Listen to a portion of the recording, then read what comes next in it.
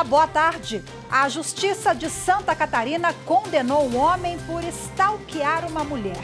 Os dois nunca tiveram relacionamento, mas o agressor perseguia a vítima por acreditar que eles poderiam se relacionar. A aplicação da Lei Maria da Penha nesse tipo de situação é inédita. Eu sou Rafaela Vivas. Essa decisão é um dos destaques do dia. Vamos aos demais. Atos antidemocráticos. Polícia Federal realiza quarta fase da Operação Lesa Pátria. Foram expedidos 3 mandados de prisão preventiva e 14 de busca e apreensão em 5 estados e no Distrito Federal. Supremo Tribunal Federal faz exposição permanente com parte de objetos destruídos nos ataques do dia 8 de janeiro. E ainda, ministro Edson Fachin, do STF, encaminha ao Centro de Mediação e Conciliação da Suprema Corte o impasse sobre a instalação de câmeras corporais em policiais do Rio de Janeiro.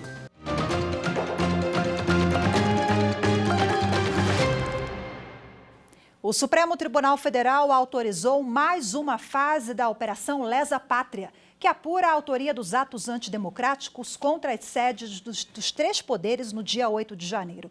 A Polícia Federal cumpriu mandados de prisão contra suspeitos de terem participado das invasões. Acompanhe agora na reportagem de Evne Araújo. Foram expedidos 3 mandados de prisão preventiva e 14 de busca e apreensão em 5 estados e no Distrito Federal. Em Goiás, a Polícia Federal prendeu Lucimário Benedito Camargo, conhecido como Mário Furacão. Ele foi identificado porque havia gravado um vídeo durante os atos antidemocráticos. Em Rondônia, o ex-candidato a deputado estadual William Ferreira da Silva, conhecido como Homem do Tempo, também foi preso. Ele postou nas redes sociais imagens participando das invasões. Em Brasília, foram cumpridos mandados de busca e apreensão contra um policial legislativo do Senado. Ele é suspeito de facilitar no local a ação dos manifestantes. Os mandados foram cumpridos no Congresso Nacional e na casa do agente.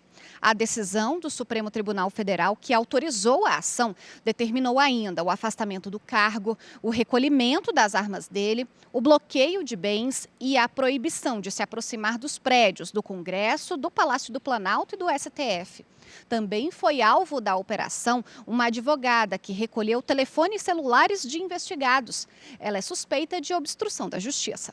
Esta é a quarta fase da Operação Lesa Pátria. A Polícia Federal considera a ação permanente até que os responsáveis pelos atos de vandalismo contra as sedes dos 3 poderes sejam identificados.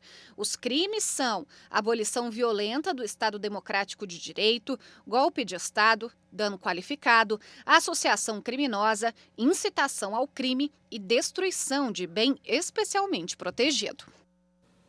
O Supremo Tribunal Federal montou uma exposição permanente com parte de objetos destruídos no ataque ao Supremo no dia 8 de janeiro. O memorial fica no hall dos bustos, na sede do Supremo Tribunal Federal, em Brasília. O projeto Pontos de Memória foi inaugurado na abertura do ano judiciário, 3 semanas após os ataques antidemocráticos à sede do STF. O objetivo é que a ação dos vândalos não seja esquecida e nunca mais repetida. O memorial foi idealizado pela Secretaria de Altos Estudos, Pesquisa e Gestão da Informação do Supremo. No local podem ser vistas peças danificadas e vestígios do dia 8 de janeiro. O quadro Os Bandeirantes, de ontem e de hoje, do artista plástico Masanori Uragami. A obra foi restaurada depois de ser atingida até com pedras portuguesas do piso da Praça dos 3 Poderes. O memorial mostra ainda pedaços do espelho que ficava no Salão Nobre, local onde os ministros realizam reuniões, e fotos arrancadas da galeria de presidentes. Há também uma cadeira e um exemplar da Constituição que foram queimados. Este totem mostra imagens dos atos de vandalismo e do trabalho de restauração do prédio do STF. Os vídeos exibidos fazem parte da campanha #Democracia Inabalada do Supremo Tribunal Federal, para reforçar a mensagem de que nada abala o trabalho do Supremo Tribunal Federal na defesa da democracia e da Constituição.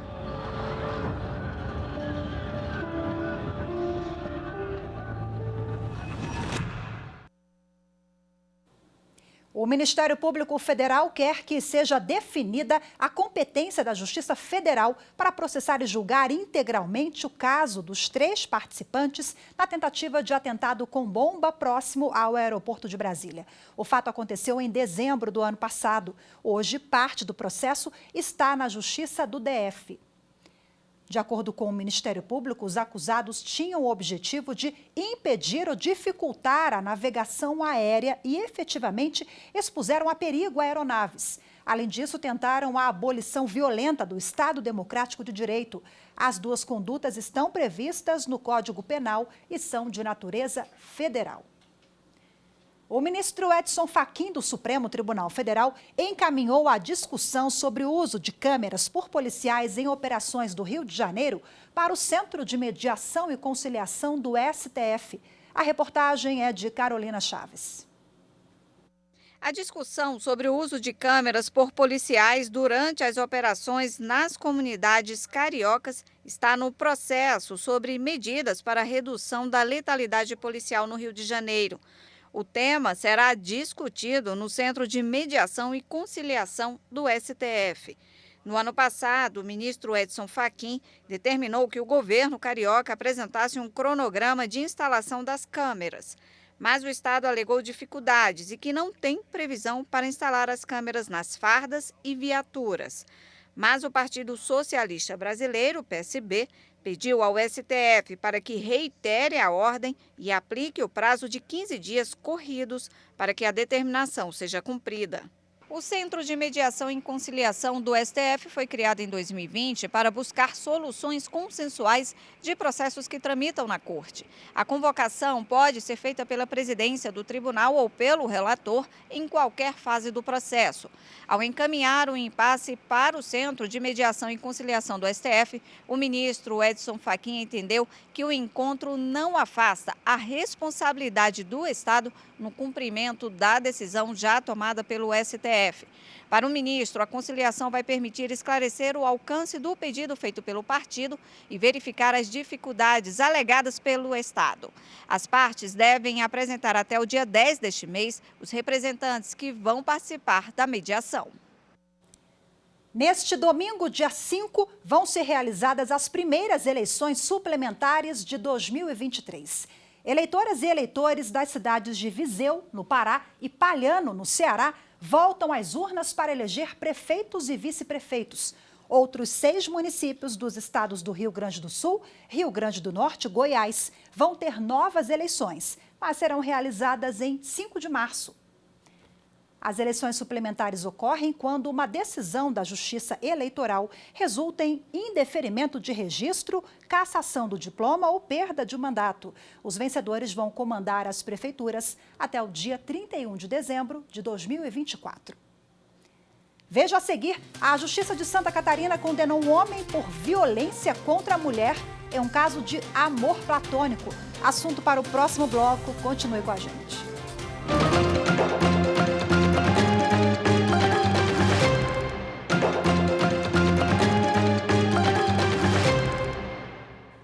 A Justiça de Santa Catarina condenou um homem por violência contra a mulher em um caso de amor platônico. Os 2 nunca tiveram um relacionamento, mas o agressor perseguia a vítima por acreditar que eles poderiam se relacionar. A aplicação da Lei Maria da Penha nesse tipo de situação é inédita. Quem conta essa história para a gente é a repórter Evne Araújo. O homem foi condenado pelo crime de perseguição e pelo descumprimento de medidas protetivas. A pena foi de 5 meses de detenção, multa e indenização à vítima.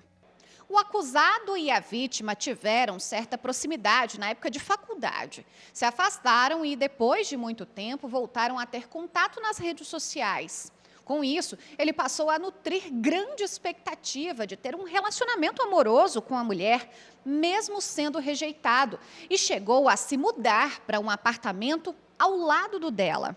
A promotora do Ministério Público de Santa Catarina, Ellen Cristine Sanches, que acompanhou o caso, contou para o Jornal da Justiça o que ocorreu entre os envolvidos. E ele passou a desenvolveu uma espécie que a gente chama de novela, né, no sentido de que logo eles iam ficar juntos, que ele ouviu que ela fez isso, que ele ouvia pela parede as músicas que ela estava escutando. Ele então passou a atuar de forma mais incisiva, e o que assustava, né, porque ela já tinha medo de sair no prédio. Mesmo após ser comunicado das medidas protetivas, o acusado continuou perturbando a vítima.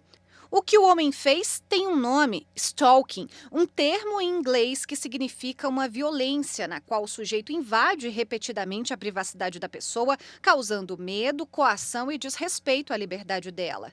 Para a promotora Ellen Cristine Sanches, a vida é dinâmica e o sistema de justiça precisa se adequar à realidade. Mas quando se fala em violência de gênero, né, ainda é um desafio pensar como atender essa mulher, como dar o respaldo, como atualizar essas demandas, para que se tenha, né, a gente, né, não uma preocupação com o processo em si, né, mas em garantir que durante o processo mesmo e após, especialmente, a mulher ela tenha o suporte dos serviços públicos.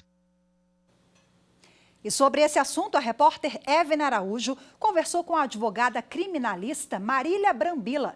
Elas falaram sobre as formas de combater a violência contra a mulher e a aplicação da Lei Maria da Penha. Vamos acompanhar. Doutora Marília, obrigada pela participação aqui na TV Justiça. Eu sempre agradeço a confiança. Quais as condições que a Lei Maria da Penha impõe para uma mulher conseguir uma medida protetiva de urgência? A Lei Maria da Penha ela é baseada especialmente na vulnerabilidade da mulher em situações de violência doméstica e familiar. Então, na própria lei, ela faz a classificação, né, um rol exemplificativo do que seriam essas formas de violência, no seu artigo 7º, e ela fala dos âmbitos. Então, as mulheres vítimas de violência doméstica e familiar são aquelas que estão sendo violentadas, violência psicológica ou qualquer outro tipo de crime na esfera íntima de afeto, dentro do seu lar e até mesmo dentro da relação familiar. A lei fala em violência doméstica e familiar. O que isso significa na prática?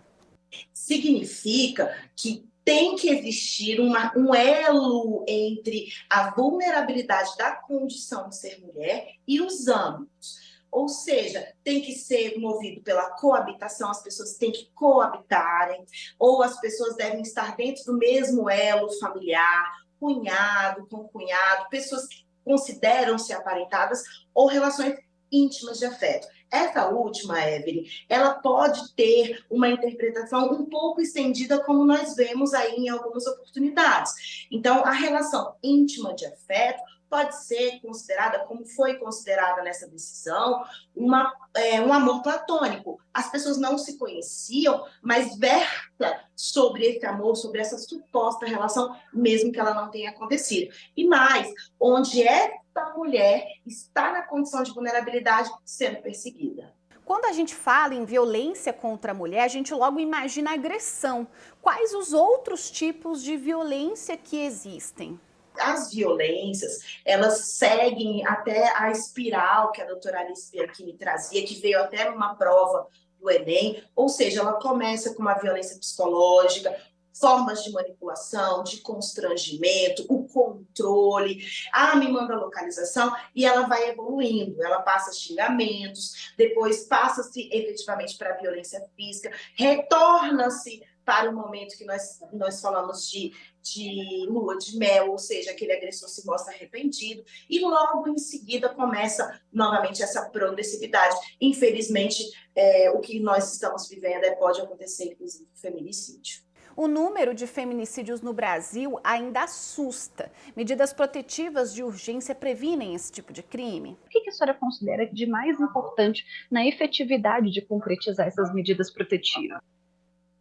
Que essa vítima, Evelyn, como eu sempre repito, ela compreenda que ela é vítima. Muitas vezes, nós vemos aí as mulheres abrem a porta para o seu agressor, são agredidas dentro da sua própria casa, nesse momento de uma tentativa de uma reconciliação. Então, essa vítima de violência, ela tem que entender, primeiramente, que ela é vítima, que não é o agressor dela não é diferente dos outros, ele é capaz de ceifar a vida dela. E buscar a rede de apoio, fortalecimento psicológico, a inserção no mercado de trabalho, o cuidado com seus filhos, a matrícula na escola, ou seja, hoje nós temos aí o auxílio-doença equiparando para essa mulher vítima de violência, o próprio INSS pode pagar esse momento de afastamento do trabalho, então ela tem que se entender como vítima, se compreender como ser humano e saber que existe vida após essa violência, e não achar que o agressor dela é diferente. Não se calar é muito importante, né? É preciso denunciar. Sim, nós ainda temos uma cifra oculta enorme, né, Evelyn? Nós verificamos que a maioria dos feminicídios são daquelas mulheres que nunca denunciaram, que já eram vítimas, né? Seus familiares dizem que os relacionamentos já eram tóxicos, já eram constrangedores e, de fato, elas não denunciaram. A vítima tem que entender que a violência doméstica não tem raça, cor, etnia, religião, condição social, toda mulher pode ser vítima de violência. Denuncie.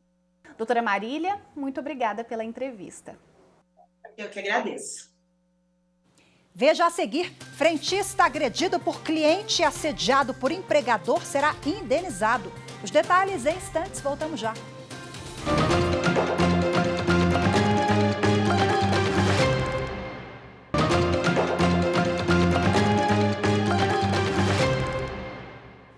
A seção 2 de dissídios individuais do Tribunal Superior do Trabalho decidiu cassar os efeitos da penhora contínua de 20% do benefício de prestação continuada recebido por um idoso na Bahia. O colegiado entendeu que, diante da natureza assistencial do benefício, a penhora poderia comprometer a sobrevivência do idoso. Acompanhe agora na reportagem de Daniel Vasques. O benefício de prestação continuada é um direito constitucional e garante a remuneração mínima a idosos ou deficientes que demonstrarem não ter condições de se sustentar ou de serem sustentados pela família. No caso, a penhora de 20% do valor de um salário mínimo pago ao idoso havia sido ordenada pela 4ª Vara do Trabalho de Itabuna, na Bahia, para o pagamento de uma dívida trabalhista de quase R$43 mil. Ele, então, entrou com o mandado de segurança no Tribunal Regional do Trabalho da 5ª Região, que manteve a decisão.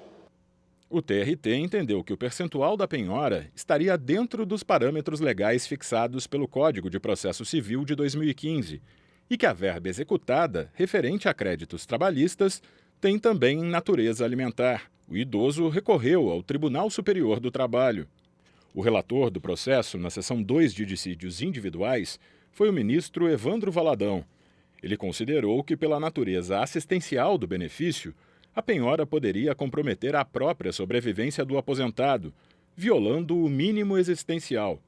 O ministro também levou em conta o quadro de saúde instável do beneficiário, vítima de um AVC isquêmico, e apontou que a Constituição da República considera o salário mínimo um direito do trabalhador, capaz de atender às necessidades vitais básicas. O relator considerou ainda que, no caso julgado, a situação se agrava, uma vez que a idade avançada e o estado de saúde do idoso o impossibilitam de retornar ao mercado de trabalho para complementar a renda. Assim, os ministros da SDI 2 cassaram os efeitos da penhora do benefício assistencial recebido pelo idoso e determinaram a imediata liberação dos valores bloqueados. A decisão foi unânime. E a 3ª turma do Tribunal Regional do Trabalho da Bahia manteve a indenização por danos morais a um frentista agredido com barra de ferro por cliente e assediado pelo empregador. A reportagem é de Carolina Vasco. O vídeo com o momento da agressão circulou nas redes sociais. Tiago ainda exerce a função no posto, localizado no município de Simões Filho. Você trabalha com gente, eu já fui agredido várias vezes ali dentro daquele posto. Entendeu? O cliente xingando. Após o incidente, o frentista passou a trabalhar preocupado com uma nova agressão e também passou a ser questionado pela sua produtividade no serviço, o que o motivou a ingressar com uma ação na Justiça do Trabalho. Em primeiro grau, o pedido por danos morais foi reconhecido e mantido pela terceira turma do regional, que majorou o valor da indenização. Para o trabalhador diagnosticado com transtorno de ansiedade e síndrome do pânico, a empresa não deu atenção ao seu quadro clínico. Não deram a mínima pelo meu problema. Eu ia trabalhar, eles questionavam, chegaram a fazer reunião coletiva com os colegas, falando que minha produtividade estava ruim. E a partir desse momento, iniciou o que a gente chama do assédio moral para com ele, nas questões ligadas à produtividade. Eles têm nesse posto um sistema de controle de quantos atendimentos fez, fica tudo registradinho, né? Eles passam um crachá e esse crachá demanda da quantidade. Então, no final digamos, de um período, eles, através desse sistema, a liderança, a gestão do posto consegue levantar quantos atendimentos ele teve em detrimento dos outros. Eu sofria pressão psicológica dos colegas, porque eu ia para o hospital. Eu começava, quando for no 6, 7 horas, eu começava a passar mal, ia para o hospital com pico de pressão alta, com ataque cardíaco. O empregador pode fazer cobranças em relação às atividades, mas existe um limite, como explica a juíza Marília Sacramento. O assédio moral, ele se caracteriza por práticas reiteradas e que geram para o trabalhador uma situação humilhante, uma situação vexatória, muitas vezes práticas aparentemente legítimas e, digamos que, dentro do direito do próprio empregador, eles podem se tornar práticas abusivas pela forma como essas cobranças são feitas. Então, no assédio moral, sempre a ideia da abusividade ela está presente, às vezes, muitas vezes disfarçada de um direito por quem está praticando. A comarca de Lucas do Rio Verde, em Mato Grosso, realizou a Semana de Conciliação Familiar. O evento é uma oportunidade de resolver conflitos de forma rápida e amigável e uma forma de garantir direitos a mulheres e crianças após o divórcio. Acompanhe na reportagem de Geisa de Oliveira. Eficientes, rápidas e econômicas. As vantagens das audiências de conciliação familiar, realizadas de forma virtual na comarca de Lucas do Rio Verde, foram muitas. E foi por meio delas que a Rutilene conseguiu resolver diversos conflitos. Esse projeto foi ótimo, sensacional, porque eu não precisei me deslocar daqui da minha casa para ir lá no fórum. E o atendimento foi excelente, foi ótimo, eu gostei muito. E hoje, eu estou realizada porque consegui, solucionar esse problema que já fazia algum tempo que eu queria, o divórcio. E a guarda dos meus filhos, a pensão alimentícia. No mutirão, em Lucas do Rio Verde, foram 45 audiências envolvendo questões de família que resultaram em 42 acordos, um índice de quase 95%. Ela vai ter esse acordo homologado, esse acordo vai se transformar num título judicial, que eventualmente, se ele for descumprido, ele pode dar ensejo a uma execução. Então, ela passa a ter mais garantias dos seus direitos.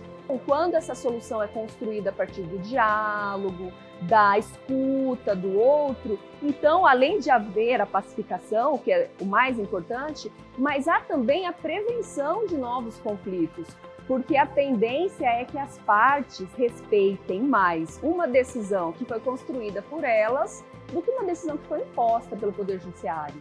Então, foi maravilhoso esse projeto na minha vida, porque foi muito rápido, E agora tá tudo bem. O Superior Tribunal de Justiça firmou acordo de cooperação técnica com as defensorias públicas de todo o país para a formação de precedentes que favoreçam a tramitação mais rápida de processos. Na reportagem de Marina Campos, você vai ver como a Defensoria Pública de São Paulo, a maior do país, tem dado ênfase a esse gerenciamento de precedentes. 3 processos a cada 4 minutos. Só em 2022, o STJ recebeu quase 400 mil novas ações. Para dar celeridade ao julgamento desses processos, o tribunal firmou parcerias com todas as defensorias públicas estaduais do país e do Distrito Federal. um trabalho conjunto entre a Secretaria Judiciária e o Núcleo de Gerenciamento de Precedentes Qualificados e Ações Coletivas do STJ e as defensorias. A gente pode identificar questões que ainda problemáticas na sociedade, que ainda esteja na primeira instância ou na segunda instância. E a Defensoria Pública atua desde a primeira instância. Um dos objetivos também é, STJ, nós estamos precisando aqui pacificar tais questões jurídicas e essas questões jurídicas estão impactando. Pode ser numa execução penal, num caso relacionado ao direito do consumidor também diretamente. Então, uma das pautas é essa de antecipar cenários para a formação de precedentes. Mas também a gente tem a pauta de resolução mais célere dos processos. Segundo o Núcleo de Gerenciamento de Precedentes do STJ, o Tribunal de Justiça de São Paulo é responsável por quase 30% dos processos que chegam aqui no tribunal. Por isso, o acordo fechado com a Defensoria Pública do Estado é considerado estratégico. Com mais de 700 defensores em atuação no Estado, a Defensoria criou um comitê para a troca de informações e indicação de temas para afetação de repetitivos no STJ. Para o coordenador do Núcleo Especializado da Defensoria Pública de São Paulo, a ideia da análise de precedentes é trabalhar com a previsibilidade das ações. Uma iniciativa que, na visão do defensor João Felipe, pode reduzir a litigiosidade e acelerar a tramitação de processos. A gente atende 2 milhões de pessoas por ano. Que essa pessoa chegue na Defensoria Pública e procure uma triagem, ela saiba claramente o direito que ela tem. E se ela efetivamente vai poder superar, a gente vai para o defensor público, a gente vai fazer essa leitura, por óbvio, ao nosso olhar, e falar para o usuário, olha, isso aqui é cabível, isso não é cabível, e adequar as expectativas desse usuário. Eu acho que esse é o grande ganho, entender até como o STJ tem entendido isso, para saber até onde a gente pode ir. Acho que esse é o ponto. O Comitê da Defensoria Pública de São Paulo, que trata do tema, se reúne bimestralmente para definir os parâmetros dos precedentes e propor novas atuações junto ao STJ. Segundo o assessor-chefe do Núcleo de Gerenciamento de Precedentes e Ações Coletivas do STJ, esse diálogo é prioridade, principalmente para a formação de temas repetitivos em processos envolvendo direitos humanos, direitos das minorias e questões processuais penais. Na Defensoria Pública, há o foco também voltado para as pessoas. Uma vocação para os direitos humanos, em que sabemos que a demora na tramitação de processos no Brasil pode acarretar violações. E o STJ está preocupado com isso para que consiga antecipar algumas questões jurídicas com a formação de precedentes. O Jornal da Justiça, a primeira edição de hoje, fica por aqui. Muito obrigada pela sua companhia, uma ótima tarde. Até segunda-feira. Tchau, tchau.